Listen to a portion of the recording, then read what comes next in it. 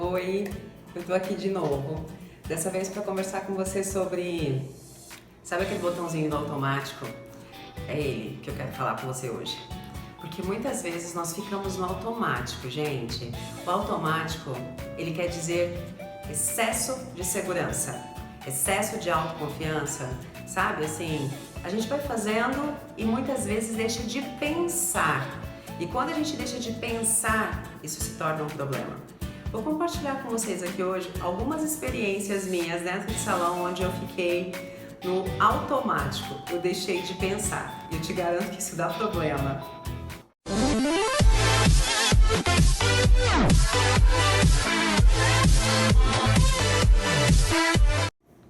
Eu trabalhava em um salão aqui em Goiânia, e isso já assim que eu comecei, e nós cortávamos cabelo masculino lá. Hoje eu já não trabalho mais com público masculino, só mesmo público feminino, né? Mas aí nessa época chegou um homem lá que queria cortar os cabelos. E eu fui cortar o cabelo dele, ele me contando que ele estava indo para casa da ex-esposa dele, tentando uma reconciliação. E enquanto eu cortava o cabelo, claro, gente, não perdi a oportunidade de ser psicóloga, né? Comecei a dar vários conselhos amorosos. Olha, fala isso, faz assim, que vai ser melhor, ela vai gostar e tudo mais. Finalizei o corte, mas o assunto não. O assunto ainda continuava. E eu fiquei de frente para ele na cadeira e dando os conselhos, conversando com ele lá, e percebi que tinha ali uma marquinha ainda da tesoura, né? E eu resolvi tirar. Gente, a máquina de cortar o cabelo, a maquininha que eu tinha usado, estava ainda em cima da bancada. E conversando com ele, eu peguei a maquininha do jeito que estava na bancada e fui passar, porque eu queria aquele cabelo perfeito, afinal de contas, eu queria a reconciliação daquele casal. E quando eu passei, foi exatamente aqui, gente, na lateral, quando eu passei, eu me dei conta que o pente não estava na máquina. Eu tinha raspado a cabeça daquele homem no zero, naquele momento. Eu parei, olhei pra ele, eu fiquei calada, vai falar o que nesse momento? Ele só olhou pra mim e falou, continua. Continuar como? Como que eu ia continuar? Eu não tinha pernas mais pra isso. Então, eu olhei pra ele e falei, certeza? Ele falou, sim. Mas eu ia fazer o que também, né, coitado? Ele ia embora com um buraco aqui na cabeça, coitado, sem cabelo. Então eu continuei. Eu tremia tanto que eu ia fazendo assim, gente, raspando assim a cabeça dele, tá? Quando eu terminei de raspar, o salão naquele momento, ninguém te ajuda, porque pairou um silêncio que eu consegui escutar, uma mosquinha que voava ali no salão, você conseguia escutar. Todos em silêncio. As manicures, aquelas muito amigas, elas não foram minhas amigas naquele momento, porque em vez de continuar um assunto com a cliente, não, todos calados. E eu raspando o cabelo do cliente. Quando terminei de raspar, que ele ficou todo careca ali naquele momento, ali sentado na minha cadeira, a dona do salão veio, né, pra poder tentar ali uma situação, né, e foi conversar com ele, oi, tudo bem e tal. E aí ele foi tirar a carteira do bolso pra poder pagar o corte de cabelo. Que corte era aquele, eu não sei, né, porque não foi o que ele pediu, coitado. E o homem ainda queria pagar. Aí a dona do salão, não, de forma alguma, você não vai pagar. Ele falou, não, eu faço questão de pagar, porque senão depois você pode descontar dela. Ela falou, não, eu não vou descontar dela, ela também não vai pagar, mas eu não quero que você pague esse corte de cabelo, fica tranquilo, tudo. Aí ele olhou pra mim e falou assim, não fica preocupado, você tá me ajudando, sabe por quê? Eu vou falar pra minha esposa que eu fiz uma promessa pra ela voltar pra mim.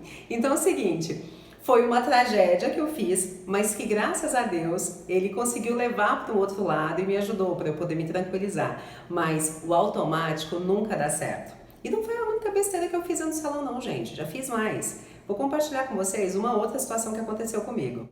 Saí do Brasil, fui para os Estados Unidos. Meu esposo já vivia lá, né? E aí resolvi ir para lá e já tinha um salão para eu trabalhar lá e tudo mais.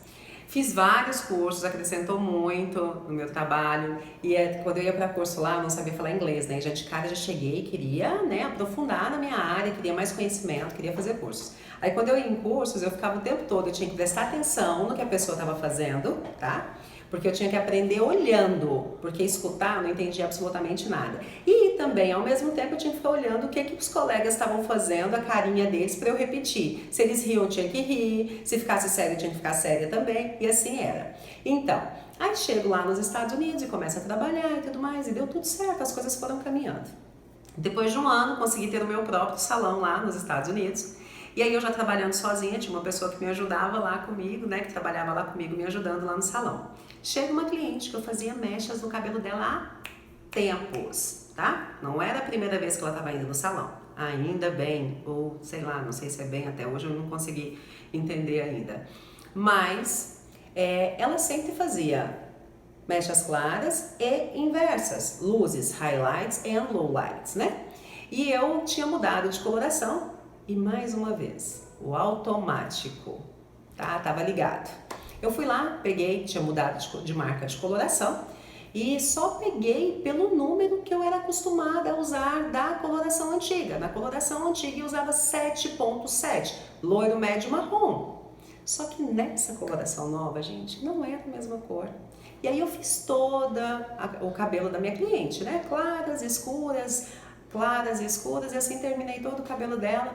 Olhei a mechinha que estava clara, falei, já tá na cor que eu preciso. Pedi para a moça que me ajudava para lavar o cabelo da cliente. Quando eu olho pro lavatório, que eu ainda estava cuidando de uma outra pessoa lá que estava sentada na minha cadeira, uma outra cliente, que eu olho pro lavatório, a minha auxiliar, ela estava fazendo tanta cara feia, um monte de careta, meu Deus, o que está acontecendo? Parei meu trabalho, cheguei, quando eu olho no lavatório, vocês não estão entendendo o que tinha acontecido. Nessa outra marca, o 7.7 era um loiro médio irisado. O cabelo da minha cliente, ele simplesmente estava rosa, rosa. Vocês imaginam o que é isso? E aí vai eu, né? Só virei pra menina que estava lavando o cabelo e falei, continua, continua. Não tinha mais o que fazer naquele momento, era continuar, né? E assim ela fez, continuou lavando o cabelo da cliente, levei ela para a cadeira, expliquei para ela, falei, olha, eu errei muito, mas eu vou consertar. E assim eu fiz, tive que escurecer o cabelo dela, clarear novamente e assim por diante, tá? Chegamos, consegui recuperar a cor do cabelo dela, voltar a cor como era antes, mas aí ficou aquela situação comigo onde eu aprendi o seguinte: nunca pego uma coloração sem conferir a cor primeiro. Eu sempre leio qual é a cor ali e depois que eu tiro de dentro da caixinha, eu olho se a cor, a coloração que está dentro da caixinha é a mesma, tá? Porque às vezes pode acontecer de uma outra pessoa que trabalha ali com você no salão, pega e troca as caixinhas, e isso pode dar muito problema. Mas o principal, errar, estamos todos sujeitos, mas consertar, aí é outra situação. E é isso que a gente tem que saber. Primeiro é pensar, nunca ficar ligados no automático, certo? E a outra situação é, se já errou, a gente tem que saber consertar, tá? Então essas foram algumas experiências que eu tive para te mostrar que ficar ligado no automático não dá certo. Isso é problema mesmo. E agora eu quero saber de você, o que você já fez lá dentro do seu salão, onde você falou, meu Deus, como eu fiz isso? Como eu consegui fazer isso? Eu quero saber o que você já fez.